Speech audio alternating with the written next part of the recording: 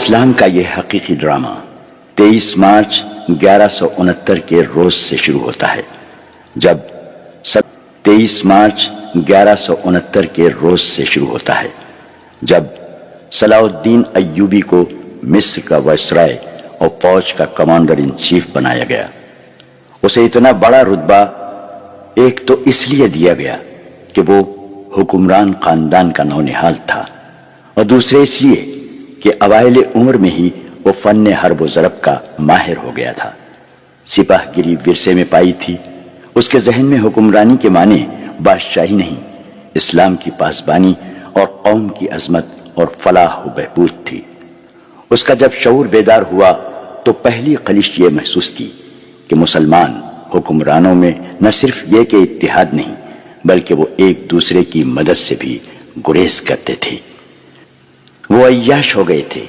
شراب اور عورت نے جہاں ان کی زندگی رنگین بنا رکھی تھی، وہاں عالم اسلام اور خدا کے اس عظیم مذہب کا مستقبل تاریک ہو گیا تھا۔ ان امیروں، ان کے وزیروں اور مشیروں کے حرم غیر مسلم لڑکیوں سے بھرے ہوئے تھے۔ زیادہ تر لڑکیاں یہودی اور عیسائی تھیں، جنہیں خاص تربیت دے کر ان حرموں میں داخل کیا گیا تھا۔ غیر معمولی حسن اور اداکاری میں کمال رکھنے والی یہ لڑکیاں مسلمان حکمرانوں اور سربراہوں کے کردار اور قومی جذبے کو دیمک کی طرح کھا رہی تھیں۔ اس کا نتیجہ یہ تھا کہ صلیبی، جن میں فرینک یعنی فرنگی خاص طور پر قابل ذکر ہیں، مسلمانوں کی سلطنتوں کے ٹکڑے ہڑپ کرتے چلے جا رہے تھے، اور بعض مسلم حکمران شاہ فرینک کو سالانہ ٹیکس یا جزیہ ادا کر رہے تھے، جس کی حیثیت غنڈہ ٹیکس کی سی تھی۔ صلیبی اپنی جنگی قوت کے رعب سے اور چھوٹے موٹے حملوں سے حکمرانوں کو ڈراتے رہتے، کچھ علاقے پر قبضہ کر لیتے، تاوان اور ٹیکس وصول کرتے تھے۔ ان کا یہ مقصد تھا کہ آہستہ آہستہ دنیائے اسلام کو ہڑپ کر لیا جائے۔ مسلمان حکمران اپنی رعایا کا خون چوس کر ٹیکس دیتے رہتے تھے۔ ان کا مقصد یہ تھا کہ انہیں عیش و عشرت میں پریشان نہ کیا جائے۔ فرقہ پرستی کے بیج بھی بو دیے گئے تھے۔ ان میں سب سے زیادہ خطرناک فرقہ حسن بن صباح کا تھا، جو صلاح الدین ایوبی کی جوانی سے 1 صدی پہلے مورز وجود میں آیا تھا۔ یہ مفاد پرستوں کا فرقہ تھا، بے حد خطرناک اور پر اسرار۔ یہ لوگ اپنے آپ کو فدائی کہلاتے تھے، جو بعد میں حشیشین کے نام سے مشہور ہوئے، کیونکہ وہ حشیش نام کی ایک نشہ آور شے سے دوسروں کو اپنے جال میں پھانستے تھے۔ صلاح الدین ایوبی نے مدرسہ نظام الملک میں تعلیم حاصل کی۔ یاد رہے کہ نظام الملک دنیائے اسلام کی ایک سلطنت کے وزیر تھے۔ یہ مدرسہ انہوں نے قائم کیا تھا، جس میں اسلامی تعلیم دی جاتی اور بچوں کو اسلامی نظریات اور تاریخ سے بہرور کیا جاتا۔ ایک مورخ ابن الاطہر کے مطابق نظام الملک حسن بن صباح کے فدائیوں کا پہلا شکار ہوئے تھے، کیونکہ وہ رومیوں کی توسیع پسندی کی راہ میں چٹان بنے ہوئے تھے۔ رومیوں نے 1091 میں انہیں فدائیوں کے ہاتھوں قتل کروایا اور ان کا مدرسہ قائم رہا۔ صلاح الدین ایوبی نے وہیں تعلیم حاصل کی۔ اسی عمر میں اس نے سپاہ گیری کی تربیت اپنے بزرگوں سے لی۔ نور الدین زنگی نے اسے جنگی چالیں سکھائیں، ملک کے انتظامات کے سبق دیے اور ڈپلومیسی میں مہارت دی۔ اس تعلیم و تربیت نے اس کے اندر وہ جذبہ پیدا کر دیا جس نے آگے چل کر اسے صلیبیوں کے لیے بجلی بنا دیا۔ اوائل جوانی میں ہی اس نے وہ ذہانت اور اہلیت حاصل کر لی تھی جو ایک سالار اعظم کے لیے ضروری ہوتی ہے۔ صلاح الدین ایوبی نے فن حرب و ضرب میں جاسوسی یعنی انٹیلیجنس، کمانڈو اور گوریلا آپریشن کو خصوصی اہمیت دی۔ اس نے دیکھ لیا تھا کہ صلیبی جاسوسی کے میدان میں آگے نکل گئے ہیں اور وہ مسلمانوں کے نظریات پر نہایت کارگر حملے کر رہے ہیں۔ صلاح الدین ایوبی نظریات کے محاذ پر لڑنا چاہتا تھا، جس میں تلوار استعمال نہیں ہوتی۔ اس کہانی میں آگے چل کر آپ دیکھیں گے کہ اس کی تلوار کا وار تو گہرا ہوتا ہی تھا، اس کی محبت کا وار اس سے کہیں زیادہ وار کرتا تھا۔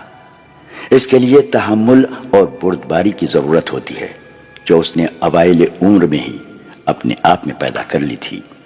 اسے جب مصر کا وائسرائے اور کمانڈر ان چیف بنا کر مصر بھیجا گیا تو ان سینئر افسروں نے ہنگامہ برپا کر دیا جو اس عہدے کی آس لگائے بیٹھے تھے۔ ان کی نگاہ میں صلاح الدین ایوبی ابھی طفل مکتب تھا، مگر اس طفل مکتب نے جب بوڑھے افسر نے اپنے ساتھ کھڑے افسر کے کان میں کہا، بچہ ہے، اسے ہم پالیں گے۔ مورخ اور اس وقت کے واقعہ نگار یہ نہیں بتا سکتے کہ صلاح الدین ایوبی نے ان لوگوں کی نظریں بھانپ لی تھی یا نہیں۔ وہ استقبال کرنے والے اس ہجوم میں بچہ لگ رہا تھا، البتہ جب وہ ناجی کے سامنے مصافحے کے لیے رکا تو ایوبی کے چہرے پر تبدیلی سی آ گئی تھی۔ وہ ناجی سے ہاتھ ملانا چاہتا تھا، لیکن ناجی جو اس کے باپ کی عمر کا تھا سب سے پہلے درباری خوشامدیوں کی طرح جھکا، پھر ایوبی سے بغلگیر ہو گیا۔ اس نے ایوبی کی پیشانی چوم کر کہا، میرے خون کا آخری قطرہ بھی تمہاری جان کی حفاظت کے لیے بنے گا۔ تم میرے پاس زنگی اور شرکو کی امانت ہو۔ میری جان عظمت اسلام سے زیادہ قیمتی نہیں۔ صلاح الدین ایوبی نے ناجی کا ہاتھ چوم کر کہا، محترم، اپنے خون کا ایک ایک قطرہ سنبھال کر رکھیے، صلیبی سیاہ گھٹاؤں کے مانند چھا رہے ہیں۔ ناجی جواب میں صرف مسکرایا، جیسے صلاح الدین ایوبی نے کوئی لطیفہ سنایا ہو۔ صلاح الدین ایوبی اس تجربے کار سالار کی مسکراہٹ کو غالباً نہیں سمجھ سکا۔ ناجی فاطمی خلافت کا پروردہ سالار تھا۔ وہ مصر میں باڈی گارڈز کا کمانڈر تھا، جس کی نفری 50,000 تھی اور ساری کی ساری نفری سوڈانی تھی۔ یہ فوج اس دور کے جدید ہتھیاروں سے مسلح تھی اور یہ فوج ناجی کا ہتھیار بن گئی تھی، جس کے زور پر وہ بے تاج بادشاہ بنا بیٹھا تھا۔ وہ سازشوں اور مفاد پرستی کا دور تھا۔ اسلامی دنیا کی مرکزیت ختم ہو چکی تھی، صلیبیوں کی بھی نہایت دلکش تخریب کاریاں شروع ہو چکی تھیں۔ زر پرستی اور طیش کا دور دورہ تھا۔ جس کے پاس ذرا سی بھی طاقت تھی اسے وہ اپنے اقتدار کے تحفظ کے لیے اور دولت سمیٹنے کے لیے استعمال کرتا تھا۔ سوڈانی باڈی گارڈز فوج کا کمانڈر ناجی مصر میں حکمرانوں اور دیگر سربراہوں کے لیے دہشت بنا ہوا تھا۔ خدا نے اسے سازش ساز دماغ دیا تھا۔ اسے اس دور کا بادشاہ ساز کہا جاتا تھا۔ بنانے اور بگاڑنے میں خصوصی مہارت رکھتا تھا۔ اس نے صلاح الدین ایوبی کو دیکھا تو اس کے چہرے پر بالکل اسی طرح مسکراہٹ آ گئی جس طرح کمزور سی بھیڑ کو دیکھ کر بھیڑیے کے دانت نکل آتے ہیں۔ ایوبی اس زہر خند کو نہ سمجھ سکا۔ اس کے لیے سب سے زیادہ اہم آدمی ناجی تھا، کیونکہ وہ 50,000 باڈی گارڈز کا کمانڈر تھا اور صلاح الدین کو اس فوج کی ضرورت تھی۔ صلاح الدین ایوبی سے کہا گیا کہ حضور بڑی لمبی مسافت سے تشریف لائے ہیں، پہلے آرام کر لیں۔ تو اس نے کہا، میرے سر پر جو دستار رکھ دی گئی ہے میں اس کے اہل نہ تھا۔ اس دستار نے میرا آرام اور میری نیند حرام کر دی ہے۔ کیا آپ حضرات مجھے اس چھت کے نیچے نہیں لے چلیں گے جہاں میرے فرائض میرا انتظار کر رہے ہیں؟ کیا حضور کام سے پہلے طعام پسند نہیں فرمائیں گے؟ اس کے نائب نے پوچھا۔ صلاح الدین ایوبی پھولوں کی پتیاں مسلنے نہیں آیا۔ ایوبی نے ایسی مسکراہٹ سے کہا جو ان لوگوں نے پہلے کم ہی کبھی کسی ہونٹوں پر دیکھی تھی، ہم حضور کے راستے میں آسمان سے تارے بھی نوچ کر بچھا سکتے ہیں۔ ناجی نے کہا، اگر میری راہ میں کچھ بچھانا چاہتے ہو تو وہ ایک ہی چیز ہے جو میرے دل کو بھاتی ہے۔ صلاح الدین ایوبی نے کہا، آپ حکم دیں۔ نائب نے کہا، وہ کون سی چیز ہے جو حضور کے دل کو بہلاتی ہے؟ صلیبیوں کی لاشیں۔ صلاح الدین ایوبی نے مسکرا کر کہا، مگر فوراً ہی اس کی مسکراہٹ غائب ہو گئی، اس کی آنکھوں میں شعلے نکلنے لگے۔ اس نے دھیمی آواز میں جس میں قہر اور اطاعت ہو، اس نے سب کو ایک نظر دیکھا اور دبدبے سے کہا، اٹھا لو یہ پھول، اٹھا لو یہ میرے راستے سے۔ میں نے ان پر قدم رکھا تو میری روح کانٹوں سے چھلنی ہو جائے گی۔ ہٹا دو لڑکیوں کو میرے راستے سے، کہیں ایسا نہ ہو کہ میری تلوار ان کے اتنے دلکش سنہرے بالوں میں الجھ کر بیکار ہو جائے۔ حضور کی جاہ وہ حشمت، مجھے حضور نہ کہو۔ صلاح الدین ایوبی نے بولنے والے کو یوں ٹوک دیا جیسے تلوار سے کسی کافر کی گردن کاٹ دی ہو۔ اس نے کہا، حضور وہ تھے جن کا تم کلمہ پڑھتے ہو اور جن کا میں غلام بے دام ہوں۔ میری جان فدا ہو اس حضور صلی اللہ علیہ وسلم پر جن کے مقدس پیغام کو میں نے سینے پر کندہ کر رکھا ہے۔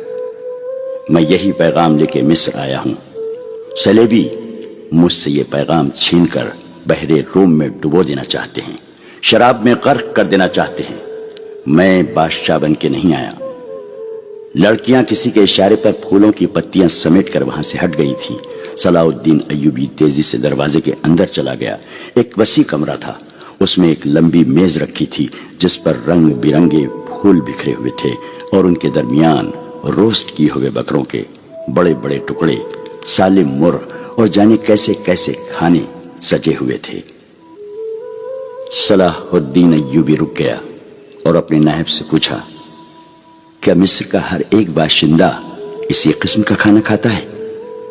نہیں حضور، نائب نے جواب دیا، غریب لوگ تو ایسے کھانے کے خواب بھی نہیں دیکھ سکتے۔ تم سب کس قوم کے فرد ہو؟ صلاح الدین ایوبی نے پوچھا، کیا ان لوگوں کی قوم الگ ہے جو ایسے کھانوں کے خواب بھی نہیں دیکھ سکتے؟ کسی طرف سے کوئی جواب نہ پا کر اس نے کہا، اس جگہ جس قدر ملازم ہیں اور یہاں جتنے سپاہی ڈیوٹی پر ہیں ان سب کو اندر بلاؤ، یہ کھانا انہیں کھلا دو۔ اس نے لپک کر ایک روٹی اٹھائی، اس پر 2-3 بوٹیاں رکھیں اور کھڑے کھڑے کھانے لگا۔ نہایت تیزی سے پوری روٹی کھا کر پانی پیا اور باڈی گارڈز کے کمانڈر ناجی کو ساتھ لے کر اس کمرے میں چلا گیا جو وائسرائے کا دفتر تھا۔ 2 گھنٹے بعد ناجی باہر نکلا، دوڑ کر اپنے گھوڑے پر سوار ہوا